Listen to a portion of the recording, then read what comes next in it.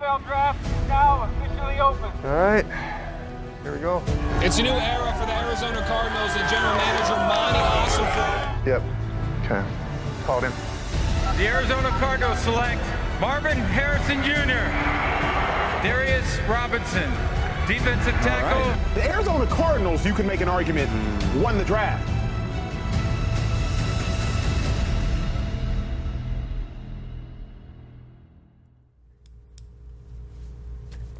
The Cardinals address offense and defense in round one of the NFL Draft with wide receiver Marvin Harrison Jr. and defensive lineman Darius Robinson. We're going to break down those picks, share some exclusive interviews with the newest Cardinals, and look ahead to day two right here on Cards Draft Central, presented by your Arizona Ford dealers and SeatGeek, alongside Craig Grelu and Paul Cavisi. I'm Danny Surek. The Cardinals had 2 first-round picks for the first time in 21 years, stayed at their original spots, 4 and 27. No trades in the first round, despite the 2 we saw last year from General Manager Monty Ossenfort. Craig, what were your initial reactions to the Cardinals staying at 4? Didn't overthink it. We might have over the past 3 months, but once quarterbacks went 1, 2, 3, the talent of Marvin Harrison Jr. was just too good. You had to make the pick, and it doesn't sound like Monty Ossenfort might even gotten off that pick. I'm not sure he was ready to move, even if there was a trade package available. I definitely overthought it. There's no doubt. I'm guilty of that. I was sick of my own mock drafts, my own trade speculation. But I think it was apparent by the time we were done that it would have taken a deal that would have blown the doors off the war room for Monty Ossenfort to move out at number 4. Look, on the menu was elite wide receiver, okay? That was what was on the menu. You don't go in an Italian restaurant known for eggplant parmesan and order the grilled cheese. You had a need and a want a receiver. There he was, a generational receiver. Don't overthink it. Just put the card in, and it sounds like that's exactly what they did. They might have fielded a few calls, but never really entertained any serious trade offers. The Cardinals have a true number 1 receiver in Marvin Harrison Jr., 6'3", 209. He's got the size, the hands, the dexterity, and the strength to win contested catches consistently out wide. Paul, why is Harrison a good fit in Arizona? Well, he's do it all. I mean, he can go from any of the receiver positions. He can win the contested catch with his size and his strength, right? I mean, he's 6'3", he's 209. I mean, he's lightning. He's excellent in the breaks and the routes. And as Monty said repeatedly, for a big man, he runs routes like a smaller receiver. And just the competition level. Here's a guy who went into Ohio State, and he was competing against Garrett Wilson and Chris Olave and Jackson Smith and Jigmo. These are all first-round draft picks. His first start was the end of his freshman year in the Rose Bowl. He had 3 touchdowns. So not to mention the pedigree of a Hall of Fame father. I mean, he's about as plug and play and as NFL ready as you're going to get these days. Cardinals were missing a playmaker, a number 1 wide receiver. They have that now in Marvin Harrison Jr. Who is Kyler Murray going to look to when it's 3rd and 6, 3rd and 13? You're looking at MHJ.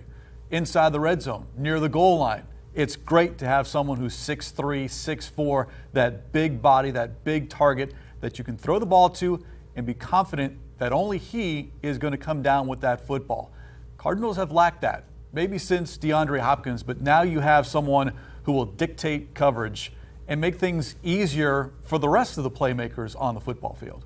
And even if it's still easier for the other football players out on the field, Craig, again, Harrison Jr. has the ability to still make those contested catches, even if the defense is prioritizing him. Paul, you were out at the draft party on the Great Lawn out at State Farm Stadium with tens of thousands of Cardinals fans. What was the reaction when Maserati Marv was announced as the 4th overall pick? A big sigh of relief? Yeah, it was as big a reaction as I've heard out there since probably Kyler Murray going number 1 overall in 2019. You know, when Kyler tweeted out to start the day, something about today just feels right, vibes are immaculate. You had a sense that he knew. Cardinals probably knew. Marvin Harrison Jr. said he wasn't exactly sure, but I think he had a sense. But when we were talking about it before the draft up on the stage, every time we mentioned Marvin Harrison Jr., the Red Sea would erupt. So you knew that's the player they wanted. They got the player that they anticipated. There's no doubt he reminds everyone to a certain degree of Larry Fitzgerald. And we all know what happened the last time the Cardinals had that elite quarterback and elite receiver in sync at the top of their games. The Cardinals made a run to Super Bowl 43. It was Kurt Warner and Larry Fitzgerald. So I had up on stage Michael Wilson and Trey McBride at one point. I asked them for their reaction to Marvin Harrison Jr., and Trey McBride joked because he saw so much double coverage the end of last year as really the Cardinals' #1 receiving target as the tight end. He said, hey, if Marvin Harrison wants to take away some of the double coverage I saw, that's great. That's a win for everybody right now. We've been talking about this particular player for 2 years now. Arguably the best position player, non-quarterback in the draft for 2 years running. This is the player the Red Sea wanted. This is perhaps maybe the most consensus first pick we've had in maybe years, dare I say maybe even decades, because if it wasn't the pick, it would have felt for Paulie over here at the Cardinals draft party.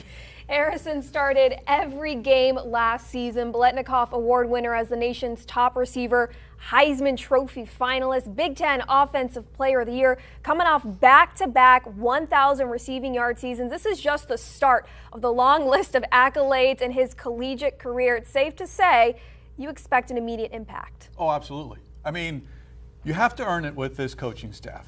But when you are selected in the top 5, 4th overall, no, you are going to be a day one starter. You are plug and play right away, whether that's on the left side, the right side. Could we see him a little bit in the slot? That would be interesting, although MHJ did say, he told reporters in Detroit side of the draft that he can play all over. So now all of a sudden, you've got to figure out where he's going to be as a defense and then work around that for Drew Petzing.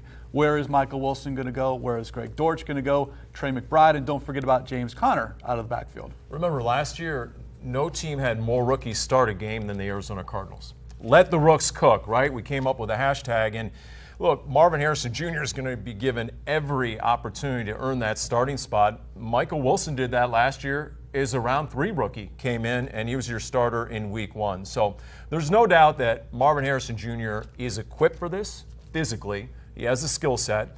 And from all accounts, he has the maturity and the professionalism already. I was talking with Paris Johnson Jr. out at the draft party. He said he was the first in, he was the last out. People will get the facility 6, 7 a.m. He already had his workout in. So it's that sort of work ethic.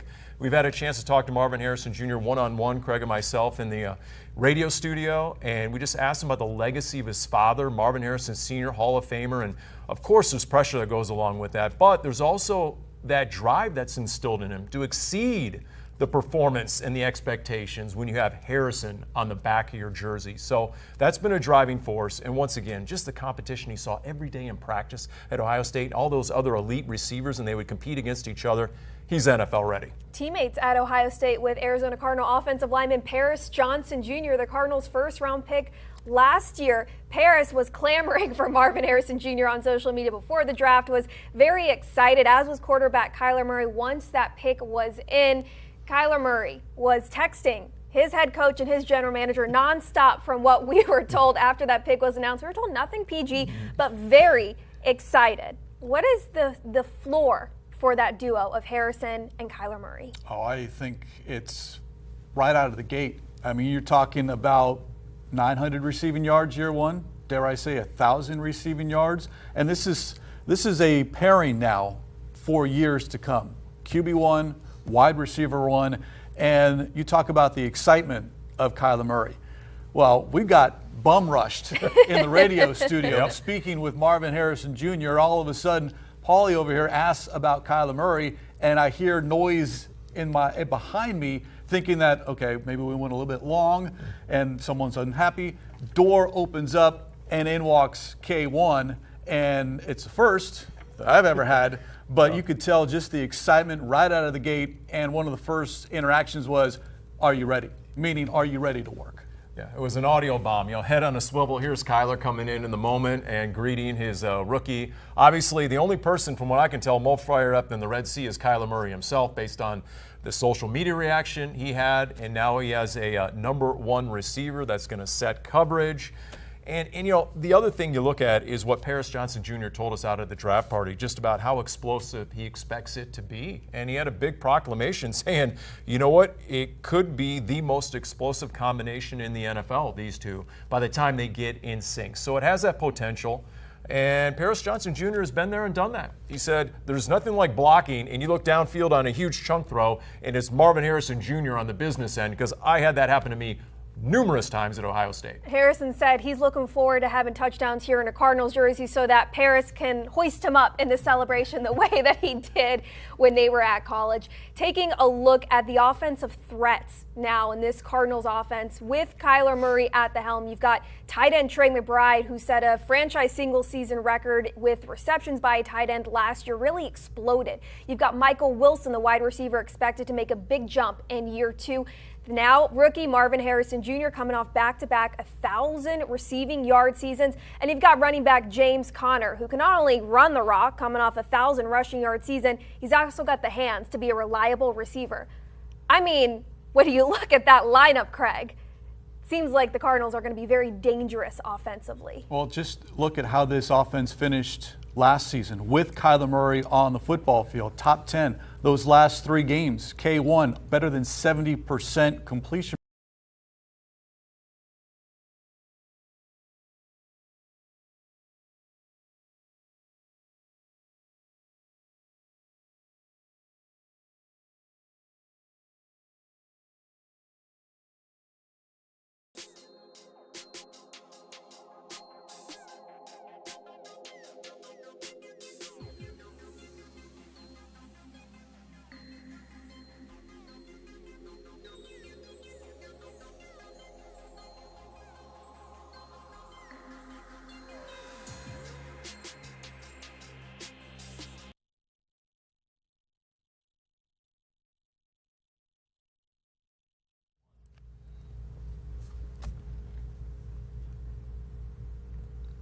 Welcome back into Cards Draft Central. Paul, I'll let you go ahead and finish your thought before we had to cut out real quick. Yeah, I was about to take that personally. As I was saying, Danny, I mean, look what Jamar Chase did for the Bengals when he came in as a rookie. Look what Justin Jefferson did 3 years ago for that Vikings offense. There's no reason not to daydream about what Marvin Harrison Jr. can do for this Cardinals offense, especially considering you had a top 5 run game a year ago. So think about if you're a defensive coordinator. You have to worry about James Conner in the run game. They were tops in yards per carry.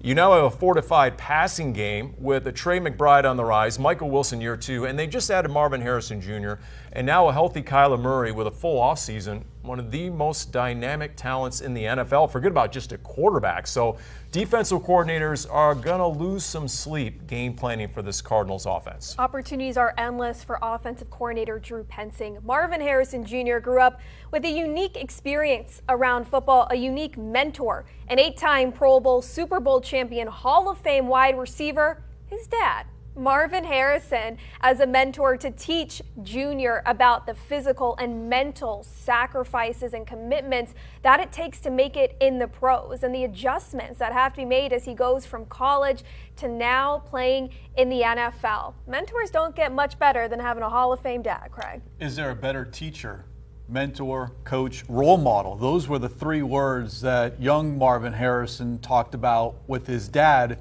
sitting front row during the introductory press conference. So Marvin Harrison Jr. was very young when dad stopped playing, but he does still have memories, and of course you can always go to YouTube and find those clips. And the big difference between the two, Marvin Harrison Jr.'s got about, 3, 4, 5 inches on his father, but similar skill sets as far as how they run routes and being competitive.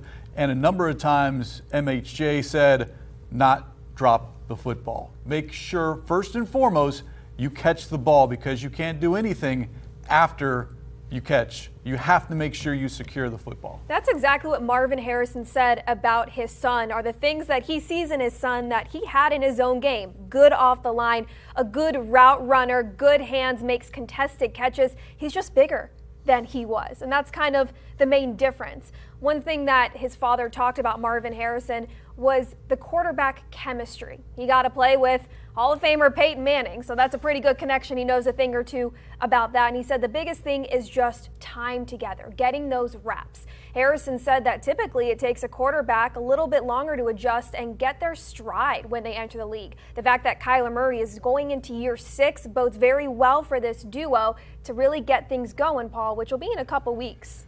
And I asked Marvin Harrison Jr. about, okay, do you believe that a receiver has to earn the trust of his quarterback? Michael Wilson talked about that a year ago, and it took Michael Wilson much of the season, at least when Kyler came back midseason, and he finally did it at the end of the year, and you saw what happened. Michael Wilson had a couple of breakout games there, and he said, absolutely, you have to show your quarterback, A, you know the playbook, B, you're consistent, you're getting your body between the DB and the football, so you're making the quarterback look good. You have to be consistent every single day. And then in terms of his father and what he learned, he said it takes a lot of work, a lot of preparation was his quote, to be successful. So, look, you can be blessed with the genes of a Hall of Famer, but he got the work ethic. And from all accounts, I mean, once again, he's the guy who's leading the way in that department. And then, you ask him about, all right, what drives you? And it is the legacy of Marvin Harrison Sr., the Hall of Famer. Marvin Harrison Jr. talks about, look, every single day I want to make my dad proud. And that's quoting him directly. Now, he doesn't remember much of his playing career necessarily, but he vividly remembers the Hall of Fame induction. So think about that. Think about what your dad has been able to provide you in so many different ways. And then the ability to go out with this sort of skill set. But once again, it's hard work, Craig, that has brought it all to fruition. Having that Harrison last name on the back of his uniform at Ohio State, soon to be with the Arizona Cardinals, that is something that he has to live up to. That is a big expectation. And Harrison has his own expectations. We all have expectations, and they're very, very high for what he can do for this Cardinals team, but they are not any higher than what Marvin has for himself coming here for the Cardinals, especially who his father was and having that every single day of his life. Players know players. We've had that saying for a while, right? And it was interesting to hear J.J. McCarthy talk about how when Michigan played Ohio State, the one guy all season you get off the bench and watch when the Michigan defense was out there was Marvin Harrison Jr. That's how dynamic he's been as a player. Paris Johnson Jr. has talked about it. And so, look, you go into the locker room, and these guys know. They know who has in the league. Once upon a time, there was a rookie by the name of Tyrann Mathieu who came through. And everyone in that first preseason game came up to the white stripe, all the veterans. They wanted to see the Honey Badger. So it reminds me, in a way, of that sort of player that's going to come in day one and all of a sudden just be capable of making waves at the NFL level. Harrison Jr. said he wanted to make his dad proud. His father said he was already proud, not because of who he is as a football player, who he is as a person. A very special moment to see Marvin Harrison Jr. up on the stage here at the facility in Tempe, giving his introductory press conference, and his father, Hall of Fame wide receiver Marvin Harrison, sitting front row. The Cardinals had a second first-round pick, 27th overall, went with defensive lineman Darius Robinson out of the University of Missouri. 6'5", 285, a D lineman with versatility. Robinson spent the first 4 years inside at Mizzou on that D-line, moved outside his final year where he racked up 43 tackles, 14 of those for loss, 8.5 sacks. Paul, talk about addressing a need for this Cardinals defense. No doubt. I mean, obviously the D&D line last year stood for decimated, right? Because they were so injured. They're building up the depth. They went into free agency. They were very active. And now at number 27 overall, a guy who was first team All-SEC, let that hang in the air for a moment. A guy who, for the sake of the team, moved from inside to outside. You listen to his head coach at Mizzou, and they asked him to sacrifice for the team. So he went outside, and he excelled. He lost some weight, and he really worked on his pass rushing moves. Now he's known as maybe the most versatile defensive lineman in this draft. It's one of the reasons the Cardinals targeted him. They really value that versatility in the trenches along the defensive front. So it'll be curious to see how they use him, because he's played the 3 technique, the 5 technique, he's played out on the edge. Either way, he's going to be a 3-down defensive lineman who, in the words of Jonathan Gannon, is violent, meaning physical. Just ultra heavy with the hands and doesn't mess around in terms of, being any sort of guy who's not going to come in deadly serious about the game of football. And you saw that violence and that highlight package as well, and the get off, the burst off the line of scrimmage, whether that's from the outside, even on the interior. He entered Missouri as a freshman at 250 pounds, got up as high as 296, listed at 296. This past year, 285. So curious, to Paul's point, where that weight is going to be, because that will factor in, okay, are you more 3 technique, or are you hand in the dirt a little bit outside, pairing up with a B.J. Ojulari over your left shoulder, and all of a sudden you've got a pretty dangerous combination right there. That's what's interesting. It's understandable how versatile he is and why that's attractive for the Cardinals, because we know that defensive coordinator Nick Rawlis likes to have a rotation on that D-line. So adding someone like Robinson gives them the flexibility to have options depending on different packages. However, Gannon said that he can defend the run and the pass well, be out there on all 3 downs. How do you expect Robinson to be used, Craig? I think, one, again, he's going to have to earn it, because don't forget, the front 7 was prioritized during free agency. You added Justin Jones, Bilal Nichols, Kyrie's Tonga. You re-signed L.J. Collier. There's 4 guys right there. You bring back Dante Stills year 2, Roy Lopez, who played very well late because he was needed. So there's going to be competition, but if you're going to play and have 6 guys rotate, 7, if you do see more 4 down linemen as opposed to 3, which we saw a lot last year. But I do think the addition of Robinson shows that this defense is going to look quite a lot different than what we saw last season. Here's the thing. For all his physicality, he's a thinking man's football player. We asked him that question directly because he has his bachelor's and his master's. He spent 5 years at Mizzou. It's crazy, the IQ on Darius Robinson. And so if they're going to give him a lot of positions to learn, which we fully expect because of his versatility, he does appear to be that sort of rookie who can handle it, can handle the playbook, that he can earn the trust of the coaches. Because look, you're not getting on the field unless they can trust you in your assignment and your alignment. So he appears to be that guy. He's played all these sorts of different positions. And when you listen to him and he explains his plan of attack, his plan, he goes into infinite detail every single day of the week. He has this whole film preparation in addition to the physical preparation, in addition to the practice drills. He's already looking to get out on the Cardinals practice field upon his arrival because he enjoyed the weather so much coming from his hometown of Detroit, right? Which is where the draft was, which was a very special moment for him. So once again, it's very obvious. The Cardinals decision makers are looking for guys who like to work. And Darius Robinson, more than once, what did he say? I'm obsessed with football. And you can understand how that resonates with Monty Ossenfort and Jonathan Gannon. On the phone call where Ossenfort called Robinson at the draft in Detroit, Robinson was saying, when's camp? When can I get on the field? It's a very emotional night for these players. It's also the emotions that general manager Monty Ossenfort loves about this job, being able to make those phone calls and change lives. Let's take a listen into those phone calls to the new rookies, Marvin Harrison Jr. and Darius Robinson, on night 1 of the draft. Hello? Marvin. Hey, how's it going? Hey, man, this is Monty at the Cardinals. How are you? I'm doing great. How are you? How's the night going there? Pretty good, pretty good. A lot better now. It's going to get a lot better. Listen to me now, okay? It's been you, man. We're excited to bring you here. You got 3 jobs, all right? Get open. Get open, Yes, sir. catch the ball, and help us win a lot of games. Absolutely. I got you, Coach. I got you. We're going to put your name in right now, okay? I know you're surrounded by family and friends. Enjoy this moment with them. A lot of people have helped you get to where you are, and it's just beginning, all right? Yes, sir. Thank you very much. Buddy. I appreciate Here it. we go. Let's go. What's up, buddy? How's it going, Coach? Congrats, man. Thank you very much. Appreciate it. Get to work. Get to I work. am. Get to Sure work. am. Get to I work. sure am. Love you, dude. You know Enjoy it. me. I know it. I know you. Sir. So I look forward to meeting you tomorrow. I'm super excited that you're a Cardinals, and I can tell you that all of Arizona is so fired up to have you here. Our locker room, all our fans, and we know you're going to make a huge difference in terms of elevating our offense and really getting us to where we want to go, which is the Super Bowl. Absolutely. I got you. Me too. Me too. Hello? Hey, Darius. Hey, how are you? Hey, buddy. I'm about to make your night. Ooh, thank you so much, man. It sounds like you got a pretty special night, your hometown there, huh? Yes, sir, man. I can't wait to get out there and get to work, man. Darius, congratulations. Thank you so much. Thank you so much. We are fired up. Everybody is in this room fired up, excited to make you a Cardinal, and this is going to be a special night. Enjoy your walk across the stage. Thank you so much. Thank you so much. D-Rob, Hey, what how up, you what up? living? I'm great, man. How you doing? I'm good, man. Congrats. Thank you so much. Ready Thank to you go, so much. brother? Yes, sir. I'm ready to get to I work, know man. you When we are. I report know you together? are. When we Yeah, report that's what I'm together? talking about. Okay. Enjoy it, man. Here's Monty.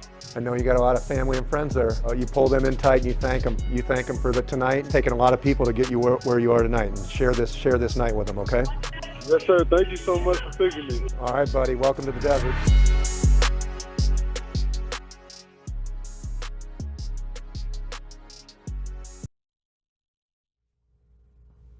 Love that after every call, Ossenfort he ends the phone calls with all of the players. Tell those around you that you're celebrating with, thank you for helping them get to that point. And how cool that this was in Detroit for Darius, for not just immediate family, but extended family.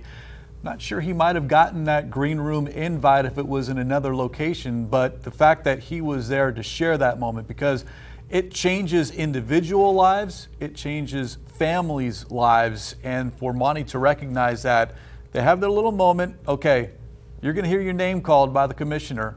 Enjoy it, because once that's done, now we get to work. And Darius Robinson went on to say, oh no, I was good being in the green room because I knew I was going round one. I knew I was going to the Cardinals at 27. He was convinced he was going, so he was ultra confident. I love the interview too. A local news station talked to his grandmother, and she said, yes, we're going somewhere warm. But the phone calls are always the best to me. It never gets old, those phone calls, because remember, the NFL draft is what? It's the original reality TV. So The Bachelor can do whatever. It's the Cardinals who are handing out the big red roses, as we like to say, and those calls are the best stuff every year. Very special, Robinson, to get that phone call in his hometown of Detroit. He was very excited, though, when he stepped off the plane in Arizona with Harrison Jr. Friday. They arrived in the Valley. Robinson saying, I'm excited for this weather. I did warn him, though, when he said that, you're saying that before an Arizona summer, so beware. He said he's going to be prepared and he's going to hydrate. Very exciting. They got to share this day together as they arrived to the facility to soak it all in. And of course, who's among the first to no greet? Surprise there. Former teammates. Paris Johnson Jr., who all day long, if you saw Marvin Harrison Jr., look behind, and there was Paris Johnson Jr. Teammates at Ohio State. They've been talking about this, Paul, for years, even before Paris was an Arizona Cardinal. So they spoke it into existence, the fact that they're teammates once again. And it wasn't just between themselves. They were talking to the decision makers, at least Paris Johnson Jr. was. The owner, Michael Bidwell, confirmed that on stage at the draft party. He said just the day before the draft, there was Paris stopping him in the hallways at Cardinals HQ and campaigning once again for Marvin Harrison Jr. So yes, it came into existence, and there you go. And the familiarity, look, you're coming into a situation where there are a ton of young guys. There's some key veteran leaders, but again, 11 rookies started a year ago. So if you can play, you will play. Jonathan Gannon isn't playing favorites in any way. If you prove yourself, then guess what? You'll get the reps. Part of the arrival for these rookies on Friday here in the Valley was sitting down for a one-on-one interview from the SeatGeek studio. Got a chance to talk with Marvin Harrison Jr. on how he plans to continue his excellence from the collegiate level into the pros. Marvin, the last 24 hours, you were drafted in Detroit. You fly out to Arizona. You're going through the media frenzy. How have you processed the last 24 hours? I'm just super happy. I couldn't be more excited, for this opportunity. I just want to thank, Mr. Bidwell, Monty, and Coach JG for giving me this opportunity. You had an impressive collegiate career at Ohio State. Blentnikoff Award winner, nation's top receiver, Heisman Trophy finalist, Big Ten Offensive Player of the Year. That's just the start. What's it going to take to continue that success in the pros? I'll just continue to work hard, continue to stick to my routine, and be disciplined and consistent, in all my work.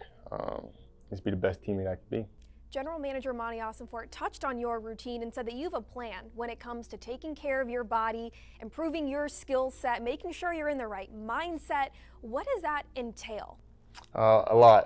It's a whole day's worth of work, and I try to be very detailed in what I'm doing. Just never want to do anything just because. Always have a purpose behind it. So. Quarterback Kyler Murray, offensive lineman Paris Johnson Jr. were pumped, to say the least, on social media when you were announced as the draft pick. You got to see both of them at your 30 visit. You got to see your former teammate in Paris when you arrived at the facility Friday. You feeling the love yet? I am feeling the love, man. And it's great. It really is awesome. You're going to go to a place where you're loved, so Arizona's perfect. You've got a dual threat, accurate quarterback in Kyler. I mean, what are the expectations for a duo with the two of you? I'm just going to try to go in there, do my job, and make his job as easy as I can be, man. I just want him to accomplish all his goals. Like I said, I'm just doing my part, whatever that is. You've got a pretty unique mentor and a Hall of Fame wide receiver, your dad. Yes. What has he ingrained in you for this part of the process as you're getting your rookie year started? Yeah, take care of your body. obviously put the work in, which I know already what to do, and then and just have fun, enjoy the process, enjoy being professional athletes, which you worked all your life for. I think everything else is going to take care of itself. Marvin, the Bird Gang was ecstatic, to say the least. You have a message for the fans here in the Valley? You guys are the best. I appreciate all you guys for all the support that I'm already given, even though I haven't stepped on the field yet. So I'm super excited to see what I can do for you guys. Marvin, appreciate the time. Welcome to the Valley. Absolutely. Thank you very much. The maturity and poise mentioned by Austin Fort about Harrison Jr. on display. He was not lying when he was saying the support and the love he has already received. He hasn't even touched the field yet, Paul. Once again, I just think the Red Sea is reminded in so many ways of Larry Fitzgerald.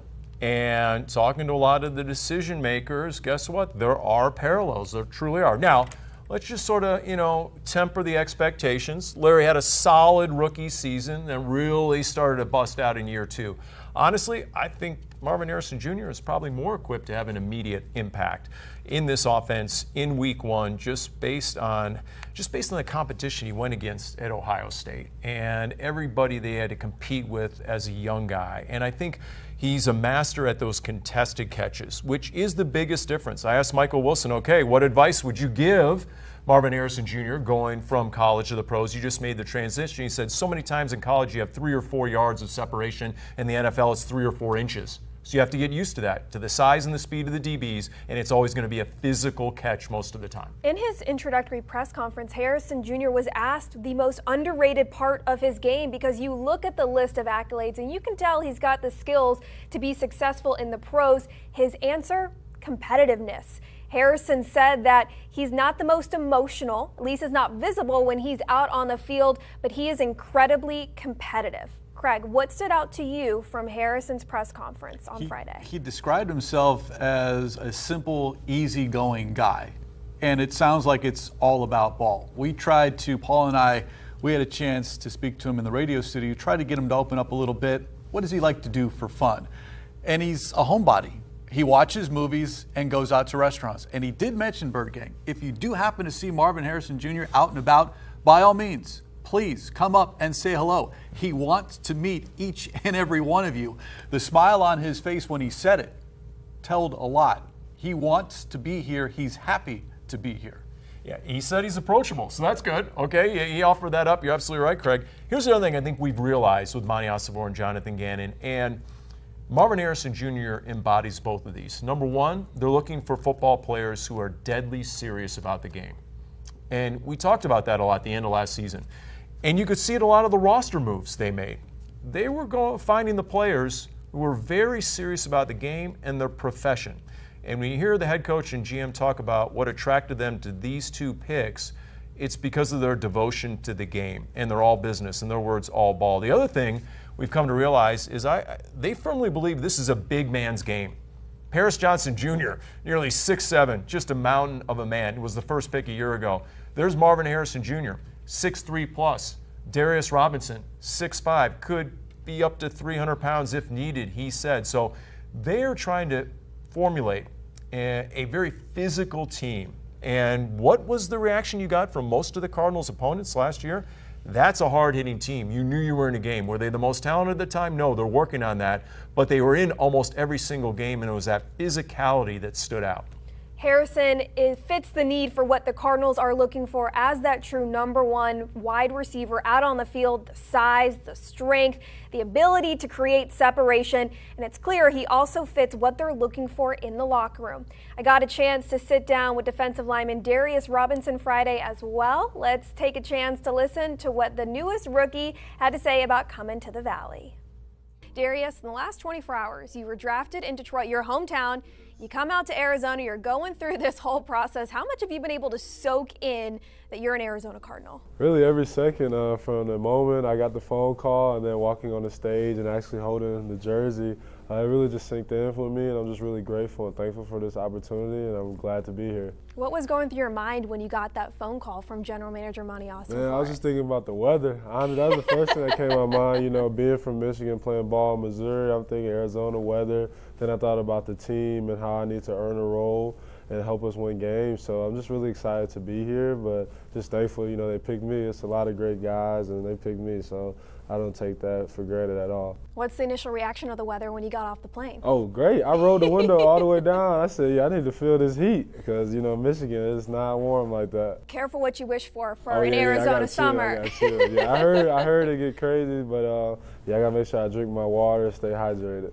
Darius, you've played all along the defensive line. You spent the first 4 years inside, moved outside last year where you racked up 43 tackles, 14 of those for loss, 8.5 sacks. Yeah. What parts of your game will allow you to be versatile in this defense? Yeah, I really would say just my technique and fundamentals. I'm really a technician. I'm always working on ways of getting better, so coming out my hips more fluently, make sure my hands are inside, and turning my shoulder and toe at the top of the rush so that whatever alignment I play in our defense, it's the same thing, just off of different steps and a different timing. So I'm just a technician, and just whatever coach puts me at, I'll do to the best of my ability. Head coach Jonathan Gannon has praised your motor, your passion, how intensely you play the game. Yeah. What are your early impressions of the expectations and standards for this defense? Yeah, they have a great defense. Coach Gannon's going to definitely hold the standard, and I'm just trying to earn my role and do whatever the team needs me to do to be successful. But like I said, I'm just excited to be here.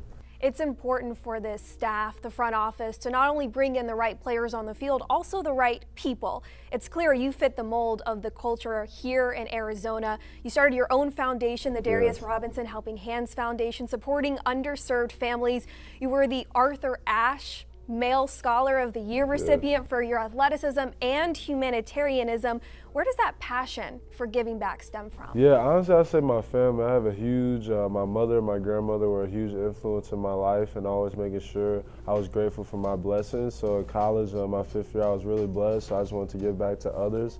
And now my goal is just to do 3 events each year, and just really be thankful, because this football is a game, and it's way more life outside of this, and just have a positive impact on others' lives.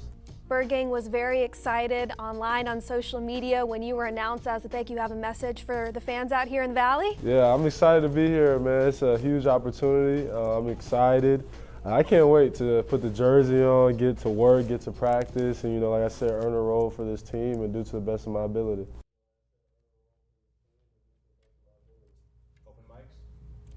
Robinson referring to himself as a technician when it comes to the details he puts into every aspect of his game. In his joint introductory press conference with Harrison Friday, when asked what he likes to do in his spare time, it was football. It was watch more football. It was get better at football. It's very clear he's going to mesh well with head coach Jonathan Gannon at how much Darius Robinson loves the game, Craig. Watching that interview, and a great job, by the way, Danny, but I'm surprised you did not need sunglasses for that, because if you watch it again or watch his introductory press conference, there is a gigantic ring on his finger on his left hand. A major flex, by the way, for Darius Robinson. It is his Cotton Bowl ring. Missouri beat Ohio State in the Cotton Bowl 14-3. They joked about it. The two of them up on stage. Marvin didn't play in that game. A nod that Darius mentioned, but I thought it was well done that they have already some fun with one another this early in the process. So on the radio side, we asked Darius Robinson, okay, was there anything that irritated you about your scouting reports, right? I mean, there's a million scouting reports about him as a player, and every single guy who's been drafted always gets triggered by something. And he said what irritated him was the fact that his week at the Senior Bowl, in his words, got blown up more than it was. I'm like, well, what do you mean, considering that you were named the overall practice player of the week? I mean, that's quite an accolade and quite an award. He said, well, people made it try to make it sound like I turned it on that week. He's like, no, that's me every week. He's like, I just went in and showed what I did. So I think he has something to prove in that regard, that he's not just someone who came in and when there was time for the workouts excelled, but that's really him on a day in and day out basis. For more sit-down interviews with the head coach and the general manager, be sure to check out azcardinals.com as well as the official YouTube channel. One thing we learned about this coaching staff last year is that they can get the most out of their rookies. The Cardinals had a combined 64 starts from rookies last season, most in the NFL, and a league-high 11 different rookies to start at least one game. I know we only have 2 of the current 11 picks made right now by the Cardinals. Craig, what are the expectations of what the staff is going to get out of this rookies, considering we know that Gannon values game reps over almost anything else when it comes to practice. How do you get better playing football? You play football. You don't stand on the sideline and watch others play football. Day 1, day 2 draft picks are expected to play. If not start, have a significant role on Sunday. And as we've heard often from Jonathan Gannon, if you are active on game day, you will have a role on game day, whether that's offense, defense, or special teams. So whomever is selected on Friday, second and third round, you're going to join the likes of a Garrett Williams, a Michael Wilson, a Keitrell Clark, guys that either pressed into duty because of injury or just made their way out onto the football field because their talent was too good for them to be on the sidelines as spectators. So my expectation is, specifically for Marvin Harrison Jr. and Darius Robinson, oh yeah, major role. And then whoever comes later on Friday, major roles as well. Think about it. The Cardinals have 3 third-round picks today. Think of the return on investment they got last year in the third round when they found Michael Wilson and Garrett Williams, 2 starters. When Garrett Williams came back, boom, he's automatically your starting nickel slot corner. So, all right, this is a very deep draft. What can you do in that third round? You see the picks right there. And then there's that pick at the top of round 2, guys. And as Monty Ossenfort said both in the presser and in his radio interview, one of the most coveted spots in any draft is near the top of round 2 because teams look at who fell out of round 1. They have 24 hours to assess, oh boy, we'd really like to go after that player. What are we willing to give up? And Monty said he fully expects his phone to ring when the Cardinals are on the clock at number 35. Ossenfort has expressed that the game is won and lost in the trenches. We've seen that in free agency moves. We've seen that in draft moves. This is a deep offensive lineman class, an area the Cardinals have not addressed so far through round 1 of the NFL draft. There's question marks right now at starting left guard. You can always add depth to the offensive line. Craig, where does offensive line rank in terms of positions the Cardinals should target on day 2 for you? Pretty high, maybe number 1 on day 2. I'd also add cornerback as well. But to your point about the offensive line, sometimes your needs in April don't match up with your needs in September and October. Specifically, we talk about the devastating injuries on the defensive line a year ago. So if a move is made on Friday and you're wondering, well, why now? Well, just remember that games are played in September. A lot can happen between now and then. But it wouldn't surprise me if an offensive lineman, an interior offensive lineman, guard, center, or maybe an offensive tackle that can move inside and then kick back outside as they continue to develop within the league. Yeah, for example, the Oregon center, Jackson Powers Johnson, he is pretty much considered a franchise center. He might be there at 35. Okay, is that a move you make and you let him compete with Yelda Froholt, who, by the way, has played guard in his career, so he could still end up as your left guard as you shuffle things around. Maybe you go D-line and Braden Fisk out of Florida State. I mean, he absolutely killed it at the Combine, was really productive, really athletic, virtually unstoppable in the trenches if you're going to continue to build the D-line, to your point, Danny. And then there are a couple of fairly big-name corners that are still on the board, and that is Jonathan Gannon's position of expertise. That is what he coached as a position coach. So nobody knows corner better than the Cardinals head coach. And when you see Cooper DeJean there, when you see Kool-Aid McKinstry there, you wonder, okay, do they have designs on making one of those 2 guys an Arizona Cardinal? A word that comes to mind with all of the players you have mentioned, versatility. And that's what this staff values. And that's something that all of those prospects you both just named all have in common. The Cardinals have 4 picks on day 2, Friday, the NFL draft, rounds 2 and 3. They have 5 on Saturday, the final round of the NFL draft. So be sure to stay locked on azcardinals.com for coverage throughout the weekend. Let's take a quick look around the division, the NFC West. Very quickly, Seattle drafted defensive tackle Byron Murphy II. 49ers drafting a local wide receiver in Ricky Pearsall out of Chandler, Arizona. And for the first time under head coach Sean McVay, the LA Rams had a first-round draft pick for the first time since taking quarterback Jared Goff back in 2016. They went with edge Jared Verse. Initial thoughts, reactions on Cardinals facing these opponents twice a year? I'm curious, the 49ers go wide receiver late in the first round, what that potentially means for a future Deebo Samuel, Brandon Ayuk. Those have been 2 names that have been bantied about locally and nationally. What is their future? And then, yeah, the Rams with a first-round pick. I'm surprised they knew what to do with the first-round pick. The last time they had one, they went quarterback, but this time they go with an edge rusher and someone the Cardinals are going to have to pay attention to. Yeah, they went in a comfort zone. They drafted another Jared, right? Instead of Jared Goff, Jared Verse in this case. I really wonder if the Rams wanted Byron Murphy because they lost Aaron Donald to retirement, and Byron Murphy, that game wrecker from the interior. But the Seahawks, who we thought maybe could have been targeting Michael Penix, but after Atlanta out of nowhere took Penix number 8, you're thinking, okay, Seattle's not going quarterback at that point with 6 quarterbacks right off the top of the draft. None were left by the time Seattle came around, so they fortified the defensive line. That was really the Seahawks' area of need, getting after the quarterback, stopping the run, and then their offensive line for the Seahawks as well. It's the trenches where they need to build. So not a surprise they went after the Texas D lineman. Quick reminder of the Cardinals' 2024 opponents. They'll see the NFC West twice a year. They get a chance to look at some other teams, some exciting games. Any of their opponents that stood out to you guys about the draft so far right there? Well, you got the Chargers, right? And there's Jim Harbaugh coming to town with Justin Herbert, and they just added Joe Alt. So that's going to be an intriguing game, not within the division.